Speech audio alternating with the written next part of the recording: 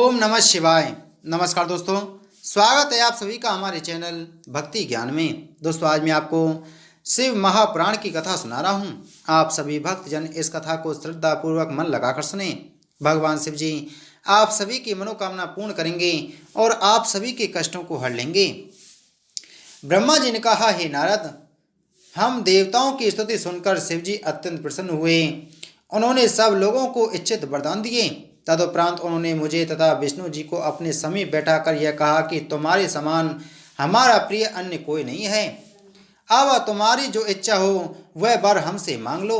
यह सुनकर विष्णु जी ने प्रणाम करते हुए कहा, हे प्रभु, हम यही चाहते हैं कि हमारे हृदय में आपकी भक्ति का सदैव निवास रहे। शिव जी ने यह सुनकर मस्तु कहा। तदुपरांत उन्होंने काशी की महिमा वर्णन की। फिर मुक्ति मंडप की एक कथा सुनाई, जहां मां नंद नामक एक ब्राह्मण को मुक्ति प्राप्त हुई थी। उस स्थान का दूसरा नाम कुक्कुट मंडप भी है। सूत जी बोले, हे ऋषियों, यह वृत्तांत सुनकर नारद जी ने ब्रह्मा जी से कहा, हे पिता, उस स्थान का नाम कुक्कुट मंडप किस प्रकार हुआ और महानंद ने वहां किस प्रकार मुक्ति पाई, यह कथा आप मुझे सुनाने की कृपा करें। यह सुनकर ब्रह्मा जी बोले, हे नारद, जब शिवजी ने कुक्कुट मंडप का नाम लिया उस समय विष्णु जी ने उनकी प्रार्थना करते हुए यह कहा, हे प्रभु, मुझे बताइए कि कुक्कुट मंडप तीनों लोकों में सुखदायक किस प्रकार होगा। उस समय शिवजी ने उत्तर दिया, हे विष्णु, आगे जब द्वापर युग आएगा उस समय यहाँ महानंद नामक एक ब्राह्मण उत्पन्न होगा। वह ब्राह्मण ऋग्वेद का पंडित होगा और किसी से दान आदि न लेगा। कुछ समय पश्चात जब वह तरुणावस्था को प्राप्त होगा और उसके पिता की मृत्यु हो जाएगी, तब वह कामदेव के वशीभूत हो एक अन्य जाति की स्त्री को अपने घर में रखकर उसके साथ भोग विलास करेगा और वेद के प्राचीन मार्ग को त्याग देगा। वह उस स्त्री के अधीन होकर मद आदि का पान करेगा। वह विष्णु भक्तों को धनवान देकर स्वयं भी वैष्णव बन जाएगा तथा शिव भक्तों की निंदा करेगा। फिर कुछ दिन बाद वह शिव भक्त बनकर वैष्णवों की निंदा करना आरंभ करेगा। हे विष्णु, वह अपने मस्तक में तिलक लगाएगा, श्वेत वस्त्रों को धारण करेगा तथा कंठ में माला पहनकर धूर्तता का प्रदर्शन करेगा। वह देखने में तो निर्मल और सज्जन होगा, परंतु हृदय का अत्यंत मलिन और दुर्जन रहेगा। कुछ दिन पश्चात एक पर्वत निवासी तीर्थ स्नान करने के लिए यहाँ आएगा। उसके पास दान करने के लिए बहुत सा धन होगा। वह चक्र तीर्थ में स्नान करके यह बात कहेगा कि मैं जाति का चांडाल हूँ, परंतु धनवान हूँ। मैं अपने धन को दान में देना चाहता हूँ। यदि कोई मेरा दान लेने के लिए तैयार हो तो वह मेरे समीप आए। उसकी बात सुनकर सब लोग उस महानंद नामक धूर्त ब्राह्मण की ओर उंगली उठाकर यह उत्तर देंगे कि यह तुम्हारा धन यह व्यक्ति ले सकता है। तब चांडाल महानंद के पास जाकर दान ग्रहण करने के लिए प्रार्थना करेगा। उस समय महानंद उसे यह उत्तर देगा कि तुम अपने साथ जितना धन लाए हो, यदि वह सब का सब मुझे देना स्वीकार करो तथा अन्य किसी को उस धन में से कुछ भी ना दो, तो मैं तुम्हारा धन लेने को तैयार हूँ। यह सुनकर वह चांडाल उत्तर देगा कि मेरे पास जो भी धन है वह शिवजी की प्रसन्नता के निमित्त है। इस काशी में रहने वाले नीच व्यक्ति भी शिवजी के अंश हैं। अस्तु, मैं तुम्हें शिवजी के समान जानकर अपना संपूर्ण धन देना स्वीकार करता हूँ। हे विष्णु, यह कहकर वह चांडाल महानंद को दान देकर अपने घर को लौट जाएगा। उस समय वे सब लोग महानंद को चांडाल मानने लगेंगे। उस लज्जा के कारण महानंद बहुत दिनों तक अपने घर में छिपा रहेगा। तदुपरांत उसकी स्त्री को साथ लेकर काशी छोड़ कीलक देश को चल देगा। जिस समय वह मार्ग में जा रहा होगा उस समय जंगल में एक ठगों का झुंड उसे पकड़ लेगा और उसका सर्वस्व छीन कर यह कहेगा कि अब हम तुम्हें जान से मारने वाले हैं। अस्तु, तुम जिसका स्मरण करना चाहो कर लो। ठगों के यह वचन सुनकर महानंद को श्रेष्ठ बुद्धि की प्राप्ति होगी। उस समय वह विचार करेगा कि मैंने इस धन को लेकर अपने धर्म को ही खो दिया और आज मृत्यु के समय काशीपुरी को भी खो बैठा हूँ। इस प्रकार चिंता करते हुए वह अपने वंश का स्मरण करेगा। तदुपरांत ठग उसे मार डालेंगे। महानंद को मारने के पश्चात वे चारों ठग काशी का महात्म सुनकर यहाँ आएंगे और मुक्ति मंडप के समीप स्थित होकर प्रतिदिन गंगा स्नान तथा शिव कथा श्रवण करने के कारण निर्मल हो जाएंगे। उस समय मेरी कृपा से उन्हें मोक्ष की प्राप्ति होगी। तभी से इस स्थान का नाम कुक्कुट मंडप पड़ जाएगा। ब्रह्मा जी ने कहा, हे नारद, शिव जी से यह कथा सुनकर विष्णु जी को अत्यंत प्रसन्नता हुई। उसी समय बड़े जोर से घंटा बजने का शब्द सुनाई दिया। उस शब्द को सुनकर शिव जी ने नंदीश्वर को यह आज्ञा दी कि तुम जाकर अभी यह पता लगाओ कि यह घंटे का शब्द कहाँ से आ रहा है। जो लोग घंटा बजाते हैं वे मुझे अत्यंत प्रिय हैं और मैं उनकी संपूर्ण मनोकामनाओं को सिद्ध करता हूँ। यह सुनकर नंदीश्वर उस स्थान पर जा पहुँचे जहाँ वह घंटा बज रहा था। तदुपरांत उन्होंने लौटकर शिवजी से यह कहा कि हे प्रभु, आपके श्रृंगार मंडप में उत्सव हो रहा है और वहाँ बैठे हुए आपके भक्त घंटा बजा रहे हैं। यह सुनकर शिवजी अत्यंत प्रसन्न हो संपूर्ण सभा सहित उस स्थान पर जा पहुँचे। वह स्थान रंग मंडप था जो संसार में श्रृंगार मंडप के नाम से विख्यात है। वहां जाकर शिवजी गिरजा सहित पूर्व दिशा की ओर मुख करके बैठ गए। हे नारद, उस समय शिवजी ने अपना दाहिना हाथ उठाकर विष्णु जी के द्वारा सब लोगों को यह सूचित किया कि विश्वनाथ नामक हमारा यह लिंग परम ज्योति स्वरूप तथा संपूर्ण आनंद मंगलों को प्रदान करने वाला है। इसे अविमुक्त तथा मुक्तिद भी कहा जाता है। विश्वेश्वर के समान तीनों लोकों में अन्य कोई लिंग नहीं है। तीनों लोकों में विश्वेश्वर, लिंग, मणिकर्णिका तथा काशीपुरी ये तीन वस्तुएं ही सार रूप हैं। इतना कहकर शिवजी तथा गिरजा ने स्वयं उस विश्वेश्वर लिंग का पूजन किया। तदुपरांत वीरभद्र और गणपति ने उसकी पूजा की। इस प्रकार सब लोगों ने उस लिंग का पूजन किया। उस समय बड़ा आनंद और उत्सव हुआ। आकाश से पुष्प वर्षा होने लगी और ऋषि मुनि वेद मंत्रों द्वारा स्तुति करने लगे। उस समय वेद और प्राण शरीर धारण कर वहां आए। उन्होंने शिव तथा गिरजा की बहुत प्रकार से विनती की। तदुपरांत विष्णु आदि सब देवताओं ने भी उनकी बहुत प्रार्थना की। उस समय शिवजी और गिरजा ने अत्यंत प्रसन्न होकर सब लोगों की ओर अपनी कृपा दृष्टि से देखा, जिसके कारण सभी के मनोरथ पूर्ण हो गए। तदुपरांत शिवजी गिरजा तथा अपने पुत्रों सहित सबके देखते देखते अंतर्ध्यान होकर विश्वनाथ लिंग में प्रविष्ट हो गए। हे नारद, शिवजी के उस चरित्र को कोई भी प्राणी नहीं जान सका। इस प्रकार शिवजी लिंग रूप होकर काशी में स्थित रहे और शरीर से कैलाश में जाकर निवास करने लगे। इस आचार को देखकर सब लोगों को बड़ा कौतूहल हुआ। तदुपरांत अन्य सब देवता भी अपने अपने अंश को काशी में स्थापित करके अपने अपने लोक को चले गए। शिव और गिरजा का यह चरित्र संपूर्ण मनोकामनाओं को सिद्ध करने वाला है।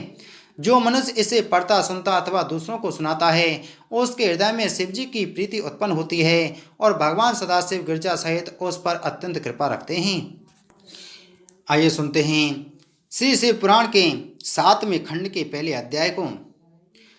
नारद जी ने कहा, हे पिता, अब आप शिवजी के सभी अवतारों एवं उनके कार्यों का वर्णन कीजिए। जो लोग शिवजी के भक्त हैं वे निश्चय ही धन्य हैं। यह सुनकर ब्रह्मा जी बोले, हे पुत्र, भगवान सदाशिव परब्रह्म निर्गुण सगुण सच्चिदानंद स्वरूप सर्वव्यापक अखल निरंजन ज्योति स्वरूप तथा उपाधि रहित हैं। ऋषि मुनि उनका स्मरण करके प्रणाम करते हैं तथा अपनी बुद्धि के अनुसार सब देवता उनकी स्तुति करते रहते हैं। जिन शिवजी के ऐसे अद्भुत कार्य हैं उनका वर्णन किसी भी प्रकार नहीं किया जा सकता। वेद का कथन है कि ऐसे निर्गुण रूप शिवजी के सगुण रूप धारण कर संसार में अनेक चरित्र किए तथा परम शक्ति ने भी उनके साथ अवतार लेकर भक्तों के मनोरथों को पूर्ण किया। हे नारद, जिस समय विष्णु जी ने मुझे प्रकट किया उस समय शिवजी उन्हें वरदान देने के लिए आए थे। तब विष्णु जी ने उनसे यह मांगा था कि आप भी कृपा करके अवतार ग्रहण करें। यह सुनकर शिवजी ने ए मस्तु कहते हुए विष्णु जी से यह बात कही थी कि समयानुसार हम भी अवतार लेंगे। उस समय हमारा नाम रुद्र होगा। हमारा वह रुद्र अवतार देवताओं के संपूर्ण दुखों को दूर करेगा तथा तुम्हें हर समय सहायता प्रदान किया करेगा। इतना कहकर शिवजी अंतर्ध्यान हो गए। तदुपरांत रुद्र की उत्पत्ति मेरे द्वारा हुई। वे रुद्र नामधारी सदाशिव कैलाश पर्वत पर निवास करते हैं तथा अनेक प्रकार की लीलाएं करके अपने भक्तों को आनंद पहुंचाते हैं। वे अपनी शक्ति के साथ विहार किया करते हैं तथा संपूर्ण उपाधियों से रहित हैं। उन्होंने संतों की रक्षा की है तथा सती के साथ विवाह करके देवताओं के कष्ट को दूर किया है। उन्होंने हिमाचल के घर जाकर गिरजा के साथ विवाह किया तथा अनेक प्रकार की लीलाएं की। उन्होंने स्कंद का अवतार लेकर तारकासुर का संहार किया तथा अंधक, त्रिपुर एवं जलंधर को नष्ट करके अपने भक्तों को सुख पहुंचाया। उन्होंने अनेक प्रकार के ऐसे चरित्र किए जिनसे देवताओं का अहंकार नष्ट हो गया। मैं विष्णु जी, देवता, सिद्ध, मुनि आदि संसार के सभी प्राणी उन्हीं के सेवक हैं। रुद्र शिव के प्रथम अवतार हैं। उनका स्वरूप, नाम, चरित्र आदि सब भगवान सदाशिव जैसे ही हैं। अब मैं तुमसे शिव जी के अन्य अवतारों का वर्णन करता हूँ। हे नारद, सर्वप्रथम तुम शिव जी के 5 अवतारों का वर्णन सुनो। जिस समय मेरी यह इच्छा हुई कि मैं सृष्टि उत्पन्न करूं, उस समय मैंने सर्वप्रथम भगवान सदाशिव का ध्यान किया। तब शिव जी ने प्रसन्न होकर मुझे अपना दर्शन दिया। उस समय उनके शरीर का रंग श्वेत तथा लालिमा लिए हुए था। उनके साथ 4 शिष्य भी थे। मैंने उन्हें प्रणाम करने के उपरांत अनेक प्रकार से उनकी स्तुति की। उस समय शिवजी ने कृपा करके मुझे शक्ति प्रदान की और यह आज्ञा दी कि तुम सृष्टि को उत्पन्न करो। तदुपरांत उन्होंने वामदेव का अवतार लेकर अपने 4 शिष्यों के साथ मुझे दर्शन दिए। उस समय उनके शरीर का रंग लाल था। तत्पश्चात वे पीत वर्ण से तत्पुरुष अवतार के रूप में अपने 4 शिष्यों सहित प्रकट हुए और उन्होंने मुझे दर्शन दिए। अंत में उनका ईशान नामक अवतार हुआ। उस समय उनके शरीर का वर्ण श्वेत था और वे अपने साथ 4 शिष्यों को लिए हुए थे। उन्होंने मुझे ब्रह्म ज्ञान तथा पवित्र योग की शिक्षा दी। शिव जी के ये 5 अवतार अत्यंत पवित्र हैं और मेरी इच्छा अनुसार ही इनका प्राकट्य हुआ था। हे नारद, इसके पश्चात शिव जी ने 8 अवतार और लिए। उनके नाम सर्व, भव, रुद्र, उग्र, भीम, पशुपति, ईशान तथा महादेव हैं। वे जल, पृथ्वी, अग्नि, आकाश, यज्ञ, वायु, चंद्रमा तथा सूर्य में निवास करते हैं। ये 8 अवतार भी भगवान सदाशिव के ही रूप हैं। हे नारद, 12 कल्प में वैवस्वत नामक 7वें मनवंतर में जो मनु का अवतार होता है, वह भी शिव जी का ही स्वरूप है। शिव जी का अर्धनारीश्वर रूप में वह अवतार मेरी रक्षा के निमित्त होता है। हे नारद, द्वापर तथा कलयुग में वेद व्यास नामक जो अवतार होता है, वह भी भगवान सदाशिव का ही मुख्य स्वरूप है। उस समय श्री शिव जी व्यास जी के रूप में वेद के विभाग करते हैं तथा योग शास्त्र और वेदांत का प्रचार कर प्राणों को बनाते हैं और उन्हें अपने शिष्यों को पढ़ाते हैं। उन व्यास जी के 28 प्रकार के रूप होते हैं, जिनके नाम ये हैं: श्वेत, सुता, सुहोत्र, ककन, साक्ष्य, युगाक्ष, जैगिषव्य, दहीवाहन, ऋषभ, भृंग, तप, अग्नि, बाल, गौतम, वेदशिरा, धेनुकर्ण, गुहबाल, शिखंडी, जटामाली, अट्ठहास, दाहक, लांगली, श्वेत त्रिशूल, दंडी, मुंडेश्वर, सोमसुरमा, लंककेश तथा सहिष्णु। हे नारद, शिवजी के नंदीश्वर अवतार की कथा इस प्रकार है। जब शिलाद मुनि ने बहुत तपस्या की, उस समय शिवजी ने उन्हें दर्शन देकर वरदान मांगने के लिए कहा। उस समय शिलाद ने उनसे यह कहा, हे प्रभु, आप मुझे एक ऐसा पुत्र दीजिए जो कभी भी मृत्यु को प्राप्त ना हो। तब शिवजी ने एवमस्तु कहकर नंदी का अवतार धारण किया और शिलाद की मनोकामना पूर्ण की। इसके पश्चात जब मुझमें तथा विष्णु जी में विवाद हुआ, उस समय भगवान सदाशिव भैरव का अवतार लेकर हमारे समीप आए और उन्होंने हमारा झगड़ा समाप्त कराया। उस समय भगवान सदाशिव को अपना पुत्र विचार कर जब मैं अपनी निंदा करने लगा, तब भैरव रूपधारी शिवजी ने अत्यंत क्रुद्ध होकर मेरे 5वें मस्तक को काट डाला।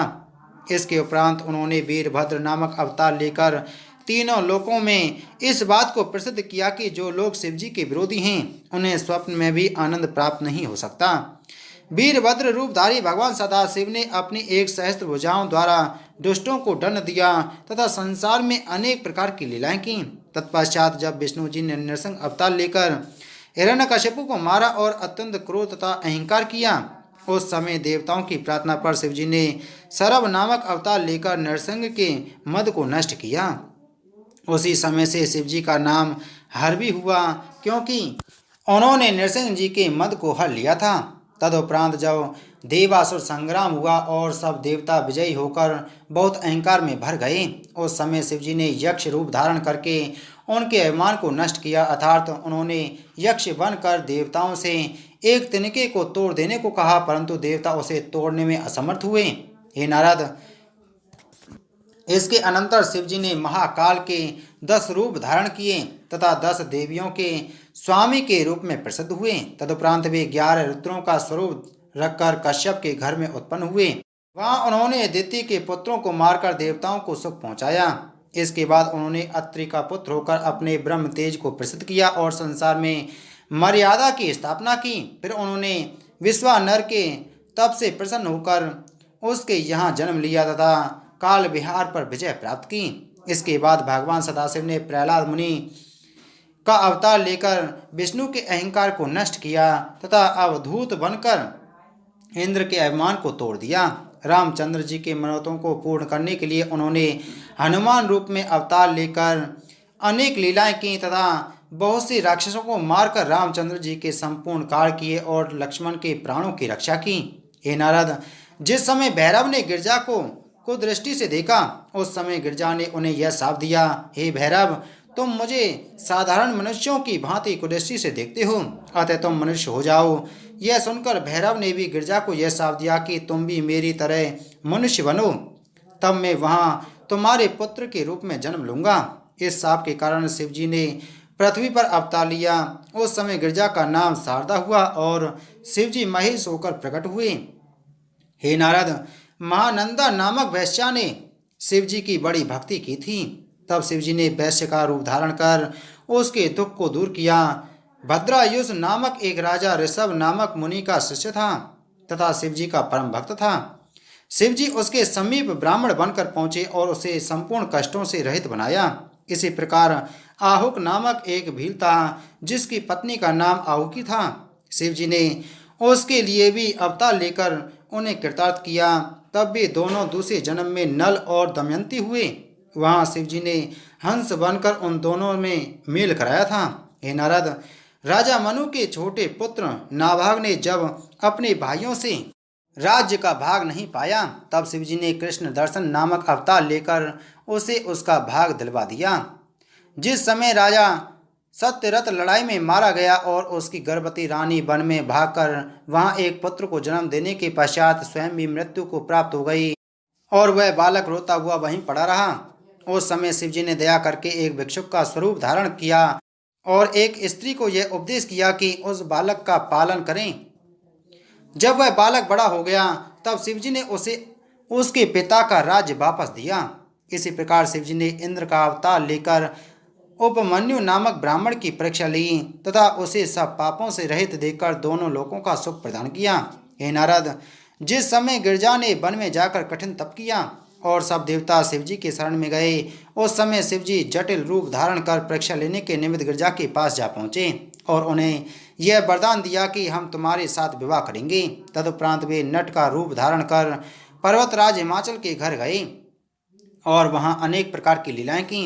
उन्होंने ब्राह्मण का रूप धारण कर हिमाचल की पत्नी मेना को भी बहुत भटकाया। द्रोणाचार्य के पुत्र अश्वत्थामा के रूप में भी शिवजी ने ही अवतार लिया था। उन्होंने किरात बनकर अर्जुन का दुख दूर किया तथा वरदान देकर कौरवों को नष्ट कराया। उन्हीं शिवजी ने गोरखनाथ रूप लेकर योग शास्त्र को प्रसिद्ध किया तथा योगिनियों के धर्म को संसार में स्थित किया। उन गोरखनाथ रूपी शिवजी के दो प्रधान शिष्य थे। इनमें से एक का नाम गोपीचंद था। हे नारद, जिस समय अधर्मी लोगों ने सब प्रकार शौच को त्याग कर धर्म को भ्रष्ट कर देना चाहा तथा संसार में आदिश्वरवाद का प्रचार किया, उस समय शिवजी ने एक ब्राह्मण के यहाँ शंकराचार्य नाम से अवतार लिया। उन्होंने अधर्म का नाश किया तथा अद्वैत एवं संन्यास मत का प्रचार किया।